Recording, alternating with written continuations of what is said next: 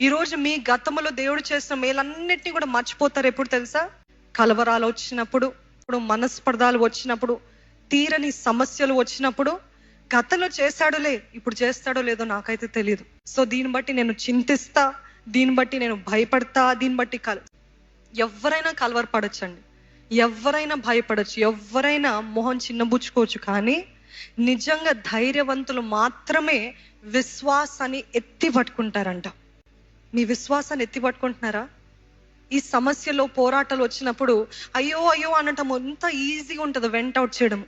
కానీ అందరు అనే మాటలు ఒక ఎత్తు, కానీ మీరు మాత్రము మీ హృదయంలో నా దేవుడు జరిగిస్తాడు, మీరు ఎన్ని మాటలు అన్నా పర్వాలేదు, నా దేవుడు జరిగిస్తాడు, నా దేవుడు నా పక్షాన ఉన్నాడు, నా దేవుడు పోరాడతాడు అనటము చాలా కష్టం. కానీ God didn't ask us to do easy. God always asks us to take up challenges. What is the challenge? విశ్వాసాన్ని ఎత్తి పట్టుకోవడం అండి.